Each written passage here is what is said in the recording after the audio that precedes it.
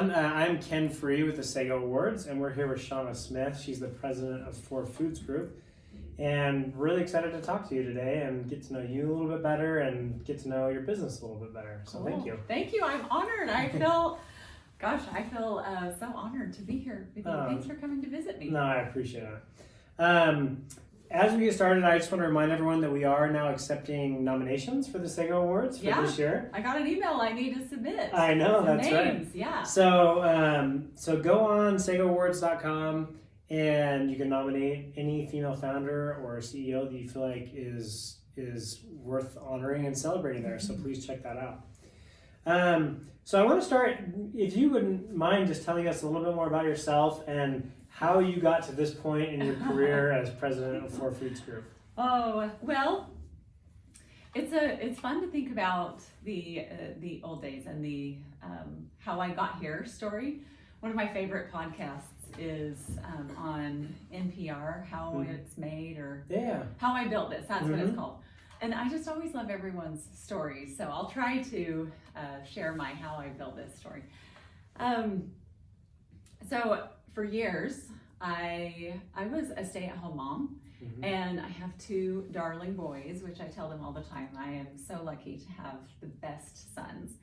And I have a great husband who had been an entrepreneur since the moment I met him, even before we were married. So I've always been the wife of an entrepreneur, and I've been a sounding board, and I've heard about business and how business goes. And at the time that we started down this adventure of restaurants, it was about the same time that we had moved to Highland, Utah. And that was, 13 years ago? 14, almost, 13 years ago that we moved there. There weren't many food options. And so really all of this began because we were hungry. And it's a good place to start. Yeah, I mean, it's as simple as that. We were hungry and we were like, gosh, there is not much to eat around here. And maybe someone should put a restaurant in so that we can all enjoy a fun place to eat. And we were like, well, who better than us? So he was at the time running a tech company as the CEO. And it was in 2007. So you can imagine that was at the time, everyone was enjoying life and life was really good and the economy was doing well. And the last few days of that until I got bad. Yeah. Until that little bubble burst. But we thought, what would we want to eat? And that's when we landed on this beloved brand that we had been going to for years called Kneaders Bakery. So we called up the founders and said, we would like to own and operate our very own Kneaders. How can we go about doing that? And essentially, I went through all of the training. We bought a piece of land there in Lehi, Utah. We built a building. We hired a team. And imagine me with a hat and hairnet on and an apron and a uniform, and I was living my best life and really just thought that would be a little side project that I would do, and a nanny could help me with the children at home, and Andrew could still continue doing his thing. And little did I know that the restaurant business is not for the faint of heart, and yet I loved it. I'm Southern, and Where are you from? Alabama. Cool. I'm from the South, kind of that Floribama area. Yeah. And Tigers or Tide? It's a hard question because when you're out of Alabama, you're like, I love them both. Yeah. When they're playing each other, I am Roll Tide. Okay, that's all right. So anyway, so I would say being Southern, I've just always, I think hospitality is just in my DNA, and so I was always meant to serve people through food. Yeah. And that's always just been something dear to me. And being surrounded by people and serving people in the restaurant was just something that I absolutely fell in love with. And there was this moment, and by the way, so 2007, we opened the restaurant in 2008. The economy was not doing well at the time that we opened. And so there was this moment where I was like, we were interviewing people and we had 60 spots that we were hiring for and 900 applications. Wow. And there were individuals sitting in front of me who I always get emotional when I think of this time. Yeah, it's okay. Because it was hard for people. I could see it in their eyes that they just needed to put food on their table. And they were like, I mean, these are people who had been in boardrooms only weeks before, and they're like, listen, I'll come to make sandwiches, I'll come sweep your floors, I just need to put food on the table. Yeah. And you could see the desperation in their eyes. And so for me and for Andrew, who was kind of, helping coach me along and a part of it with me, we felt strongly at the time that we could do more with this. We didn't know what yet, but we knew we could do more. So we opened the restaurant. It actually does really good. And about, I think 6-8 months later, he decided that obviously the technology world had taken a hard hit, and they had to do a lot to survive, which they did, and ended up selling, and things went well for the company he was with. But he did end up resigning because I recruited him. I was like, get over here and let's do this together, because it was just a good time. Was that a hard sell, or was that? I think it was, because that's a large chasm. Yeah. Tech to food. Absolutely. And I'll tell you a little story. He can tell you. Sorry, I keep hitting your computer. You're fine.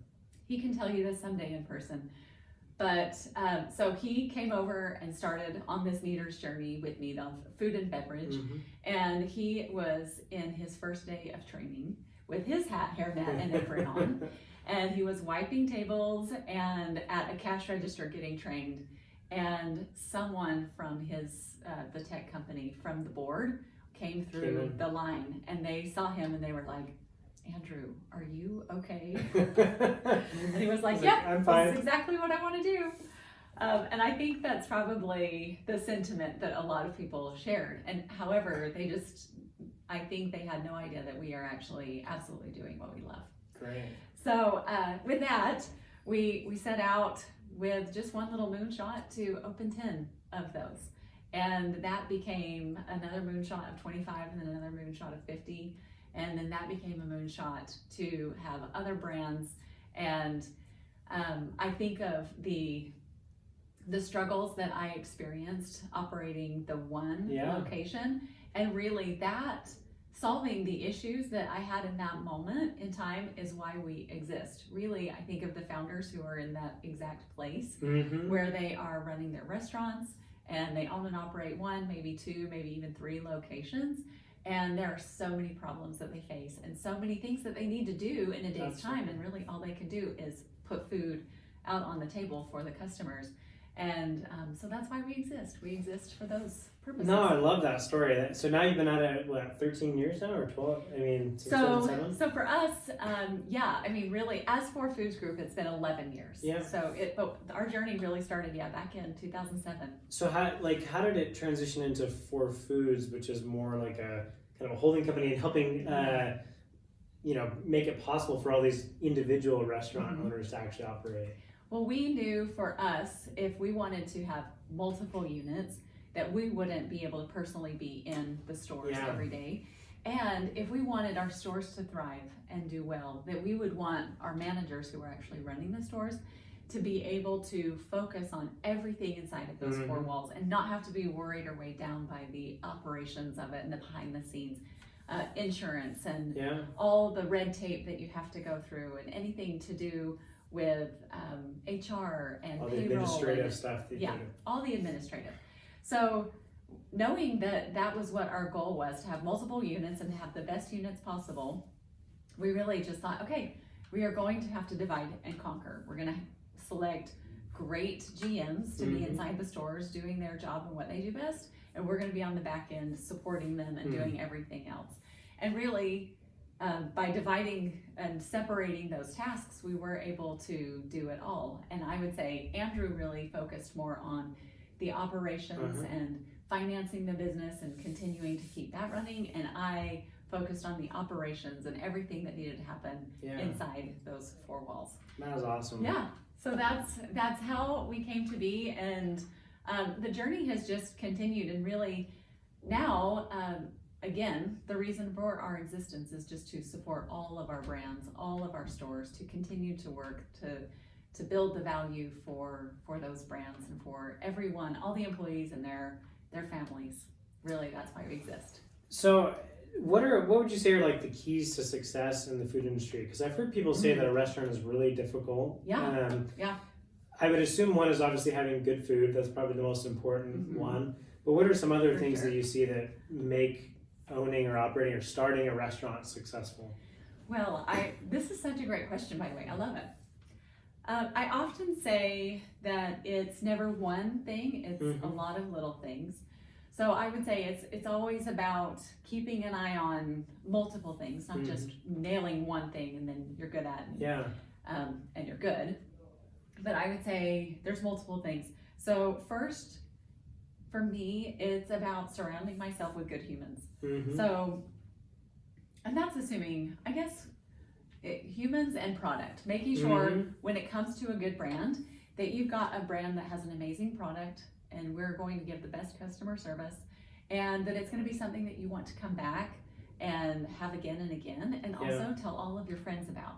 So that's the kind of brand that we want to have part of our company. And then when it comes to, from there, selecting the very best humans who you're partnering with and working side by side with, and that they are executing the vision. And then just, I would say, of course, there's got to be some good economics. So you've got to actually run your business well. And that, I think, is the differentiator for what we saw when we came in at the very beginning years ago, was that there was kind of a, probably, and it probably still exists actually, there's a negative sentiment sometimes when it comes to investing in restaurants or being part of restaurants, because they sometimes don't always yield results and yield value. It happens in any business though, right? Thank you. Yeah, I totally agree. That's what I think. I think it is just like any other business, and it does need to be run like any other business. And you've got to watch your costs, you've got to watch your humans, you've got to watch your product. You have to make sure that you are constantly growing and editing and innovating and then improving. I think it's never one and done, and I never need to change or edit again. It is constant improvement. And for us, that improvement comes from our customer sentiment and what our customers are saying, and then things that we're looking out for as far as trends out in the world. And for our brands, we're constantly looking at what's up and coming and what should we be looking at for future additions to the menu and different things like that. So I would say humans, good product, and then of course innovation and improvement. Those are key elements. And of course economics, good economics. So I have kind of a random question I just thought of, but how do you train people to keep the bathrooms clean? Because I always think at a restaurant, whenever you go in there and it's messy, I'm like, this seems like such a simple thing to implement. It's just to like have your employees like have this not be disgusting in here. Yes. What do you guys do with bathroom? What's your bathroom philosophy? Well, I mean, I can tell you that there's checklists and that we're supposed to be doing all this and that, and we do. We have all of those things, and every day and every hour they're supposed to be checking certain things. But really, when it comes down to it, if I can say what we try to do that actually affects their behavior when they're working in our restaurants, is that we really try to teach them the difference between the owner and renter mentality. And owner versus renter, I guess I should say. And to come in, and no, you don't have to literally own part of the business, but think of it as if you were the owner here, and what would you do? And giving them that opportunity and teaching them what that would need to look like. And obviously we all know how we treat a rental car versus our own car. And it's the difference there of just taking ownership in your mind and being able to identify the things that do need to be done if it were yours, and taking care of things as if it were yours. So there's a high level of trust, a high level of empowerment that we offer to all of our employees, especially inside our restaurants. And I would say, if I can say there's any specific thing that I look at personally when I go into a restaurant, it's bathrooms.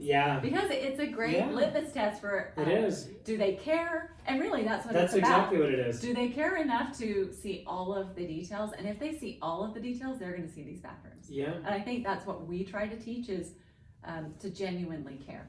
Yeah. No, I love that you said that. It totally is a signal where it's just like if the bathroom's not clean, then you figure there's other things that are falling through the cracks. For sure. Yeah. And I wish I could say we are 100 for 100 on every restaurant, but I do think there's always opportunities, and luckily we have very forgiving customers who give us chances even in those moments when we don't show up as our best selves. But yeah, I think there's always room for improvement, and that's where hopefully you're as many of them as possible are nailing the landing. Absolutely. So I think a lot of people would assume that it's very fun to own a restaurant business because you get to try lots of food. Yeah. So how, maybe that's not the case, but how do you, what is your process for getting the food right, making sure like that product is high quality, and what are some of the fun things that you get to do to try it out? Oh, I love it. Well, I could probably, I mean, this is the topic when it comes to the food itself that I think we could talk for hours and hours, probably days about, because the one thing that I absolutely love about my job is the moment we bring up the elephant in the room, food. Yeah. Everyone has a story. Everyone has some emotional connection to food. And it's all these years, I've never ever gotten sick of hearing everyone's story. And the other thing that I have never gotten sick of is, I would say the food and the restaurant business itself. Mm-hmm. I think I mentioned, it's not for the faint of heart. And there are a lot of people who come and go in the restaurant business because they realize how much work it is. Yeah. And it really is. It's a vacuum. We often say, anytime I'm dropping into one of our restaurants, it's a 2-hour stop. I mean, that's a drop in. And we just know that about our restaurants. But as far as the fun stuff and the food and how we keep the quality, again, we are not perfect. Mm-hmm. And I think it's about recognizing, okay, how we're not perfect and how can we do our very best to be as perfect as possible so that every single customer that walks in our door has the most perfect experience that we can offer them. And we eat lots, we sample lots. Mm-hmm. We do lots of that, but also it just comes down to really solid processes and systems, and then amazing individuals who are ensuring on every level that we are following and adhering to all of those. And I can't say that enough, because that is what creates consistency across the board for all of our stores. So even if we have multiple different brands, all of those stores have different processes and systems for how we go about prepping and cooking every single different recipe, and how we go about preparing the meats that we're about to cook, and all of that. Those processes and systems also ensure that we are having, well, I'm just trying to think, health and safety and all of you just can never be too careful when it comes to handling meat. So we want to make sure we're going through all of the proper steps in order to make sure we have the best safety practices in that way. So that's why I think it's just so important to really lean on processes and systems, and then individuals who are not only ensuring we're doing it, but we are checking constantly, and I'm saying multiple times a day. They're doing taste tests and temp checks and all of that. And then that also ensures that our customers get the best product. That's awesome. I love what you said about, you mentioned like story in food. Mm-hmm. I have to tell you quickly. So one of my favorite restaurant experiences, I was with some friends, and we were down in Mexico City actually at a restaurant called Quinto Meal, which it's been on the world's 50 best list many times. It's like a top 15 or 20 restaurant. And the thing I loved about it is they would have, the chef would come out, well, each member of the kitchen would come out, and they would deliver the dish, and they would each bring out the dish that was their personal favorite. So this was a tasting menu, and they would tell you, and they'd say what the dish was, and they would say, and the reason I love this is because the tomatoes came from this garden, and it reminds me of when I was growing up with my mom and like picking tomatoes and cutting tomatoes with her, and they would eat, like each person in the kitchen would take a turn coming and telling you a story of why they love food, why they love that dish, and how it connected personally. Yes. And it was so magical because of the story, you know, the food was delicious anyway. Yes. But hearing like everyone's connection and story to that was like, took it to another level. It was so fun. It just does something to all of your senses. And I think that's Yeah. what it is when you're thinking about the food and you hear the story and the connection and where it came from and why it arrived here on this day at this time in front of you to eat. I know. Those are the moments that I think that's what makes it an experience. Absolutely. And it is those experiences that are just unforgettable for all of us. I love that. And I think I wish for all of our restaurants, for every restaurant, that I could go in and have that same experience and that we could tell the stories of our own restaurants and the recipes, because every recipe has an origination story and ingredient story that is And so you see cool at to some share. restaurants, they'll even post like, this ingredient is from, like, these potatoes are Yes. from this field and this Yeah. farmer, you know. That's And such I a think good it idea. is like that is part of the story, right? It's like it originated in a field Yeah. with a farmer somewhere, and now it's here in front of Totally. you. Okay, Ken, I think we're gonna do something. Okay. I'm gonna walk out of here, and that's what I'm gonna try to do. I love that. Take credit for some of those things. It's not an original idea. Good suggestion.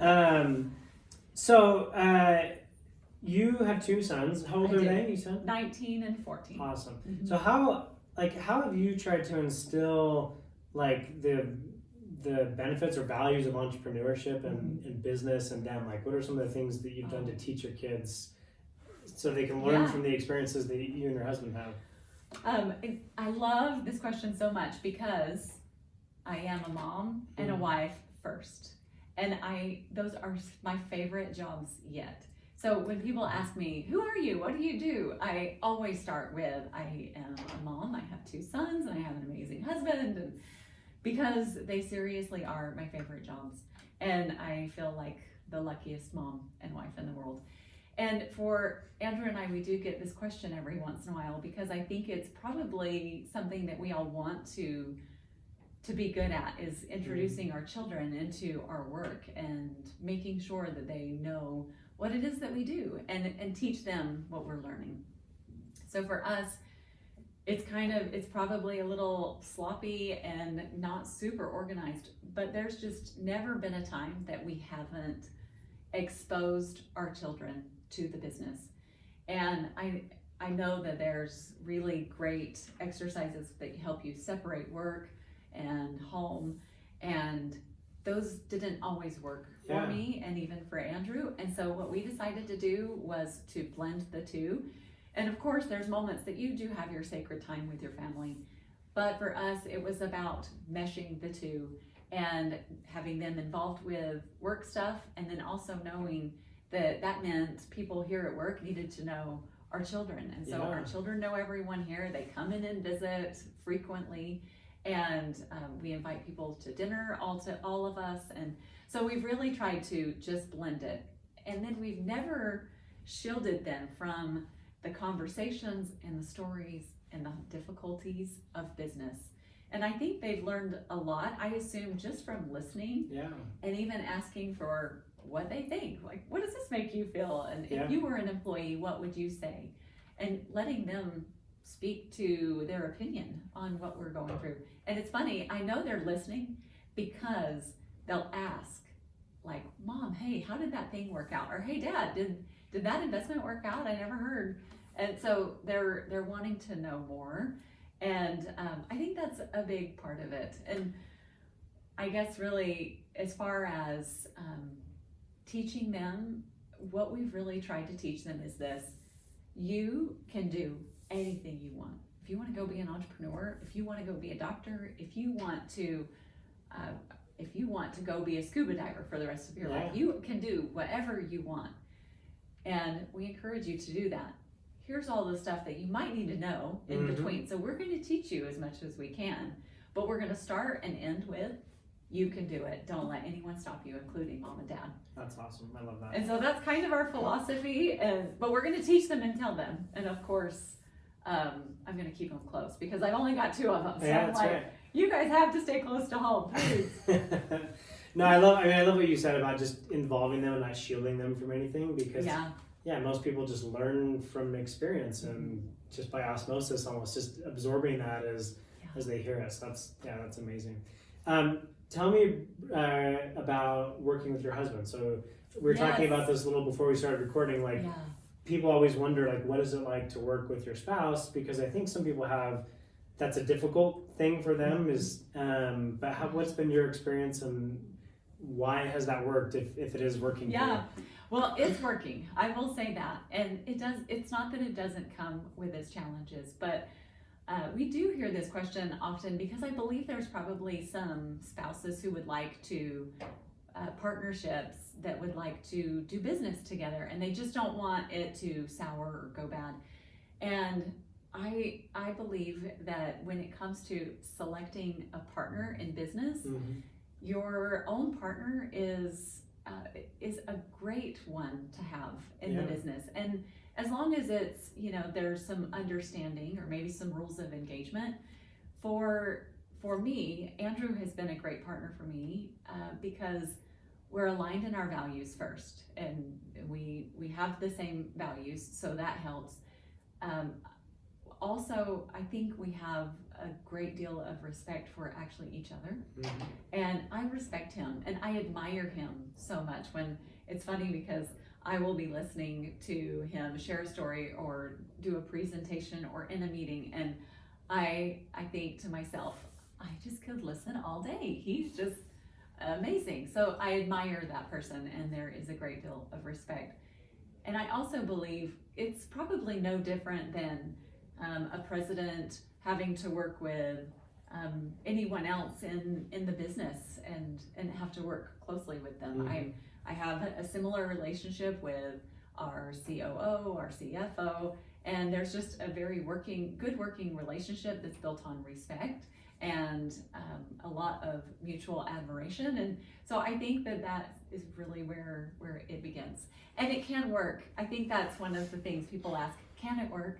Yeah, and you're like, it's working for me, so yes. I say yes, and I say definitely that it can work. It just needs to be built on those values and that alignment even in your own life, and making sure that when it comes to work stuff, it doesn't affect what's at home. And I think that's also been a great thing for us when if we've had a disagreement, because it's not always roses. We don't always perfectly agree, but when there has been maybe a moment of disagreement, we move on very quickly, let it go, and find some sort of resolution. Great. I want to circle back to opening a restaurant and the business. Yeah. Tell me about the process for launching a new place. I know that I've seen that you've done opening events or parties. How do you think about those, and what do you do to drum up the excitement and get people in the door just to start? Yes. Well, you'd be surprised because some of it is just so basic, and there's not any real magic to it except that just outdoing it and executing. But just to begin, even when we select the site, the land or the building, whatever it is, we know that we're immediately planting seeds. And we just know that with every interaction we're having, whether it's with a builder, with our neighbors, whoever it is, we know that is a reflection on that brand and on that particular building in that city. And it also starts, I guess, with even cities, because we're going through a lot of red tape with cities and permitting and all of that. And so we really are trying at the very beginning and forever really just to build a relationship with that city, those townspeople, and just really get embedded. So in our own little ways, we have our managers, and usually we're selecting managers who are somewhat local or understand the area. And so they are planting seeds also throughout. When it comes to the building is built, we are ready to start hiring a team. We then start hiring our team members. And those team members, as we're interviewing them, we're telling them, go tell everyone we're coming, we're opening in 2 weeks or in a month. And we start planting seeds also that way. Then as we're building up to the opening week, we're training, we have teams there, we're inviting people for smaller dinners and smaller little events, just to kind of get the word out. And then the night before, we usually have a huge VIP dinner, and even a lunch. We do a smaller lunch as well, but we have this VIP dinner, and really everything is building up to that VIP dinner. And who are some of the people you try to invite to those? we always invite, of course, that's where friends and family of our employees come to that. And then we include all of our local municipalities, all of our local neighbors. And we even include some influencers who live in that area so that they start getting the word out. And it really is just about getting the word out, but organically. We're all about really just building relationships with those people, and then of course spreading the word from there. But it's just about entertaining the people of the town and the area for that evening. They come in, we're taking pictures, we have balloons and loud music and giveaways, and it's really fun. And I would say what we really do that's different is we just bring the energy. We create an excitement around that day and that evening and the opening the next day, inviting all the humans. Listen, it can be a great party on paper, but there's no good party until the humans show up. And that is the best part, because people just show up. And the way we get them to show up is that we give them free food. And I love that. I love that. That's the thing. For us, it's like, well, it's the least we can do that you've shown up. We'll give you some free food. And tell us how you like it, and tell us what we need to do different. And so we always, we say in the nicest way, thank you for being our guinea pigs, because it is ironing out some of the operational kinks in the evening, the day and the evening before, to make sure all equipment is working right and our soda machines are working correctly and there's nothing wrong with the bathrooms, and just all of those little things, making sure that it's kind of the litmus test for that store and that team. Do you have a horror story, like from a restaurant, that you could share? Just something that you remember that's like, man, that went horrible. Oh, you know, all of the openings themselves have gone really well. And I will say, there's only been 2 times that I can think the word horrible actually crossed my mind. And one of the times, let me tell you this, both of them had to do with bathrooms. Oh, really? Let's just say that. One time there was a bathroom that kind of, the toilet itself exploded. And so that was a major issue. And then the other time the bathrooms didn't work because a pipe all the way down into the parking lot had been closed off until they forgot to open it, essentially, the city. And so anyway, those are the little things. It was the bathrooms that were the worst. I can't even think of any other nightmare stories. You know, there's moments where customers throw up all over the table, and that's not fun, but you know what, that's not even the worst. Well, let's maybe end on this. So how, as the business has grown, I mean, you've had a 12, 13-year journey now. Like, how have you had to change and adapt to like just be the best version of yourself, and also like lead the company in an effective way? Yes. Oh, that's such a good question, and a great opportunity to reflect, because there's part of me that I hope hasn't changed at all. I hope that I'm still the hometown girl who's you know, just happy and pleasant. I hope that's still who I am, but hopefully also a lot of growth from there. When I reflect on who I was maybe 11, 12 years ago, I don't think I would have recognized or could have predicted where I am today. And really, if someone had told me that this was my future, I would have been like, I do not believe you. So I just thinking about that is so interesting. I would say the number one thing that I have had to learn is just to embrace growth and change.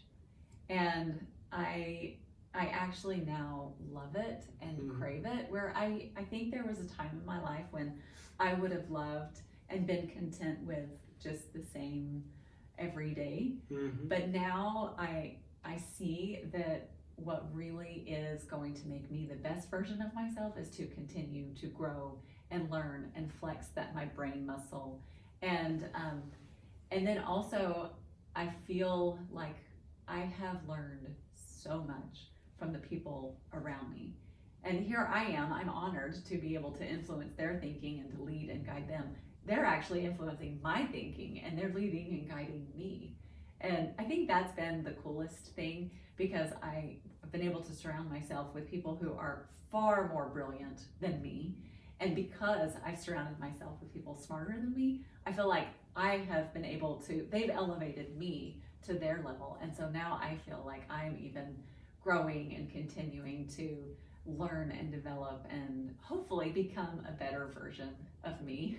I love that. Well, thank you so much for like sharing your story and your time with us. Yeah, thank you. To top this off, like what are the restaurants people should go visit now? Like what are all the Four Foods restaurants so we can send people that way? Come and see us. Yeah. R&R Barbecue, Mo Betta's, and Swig.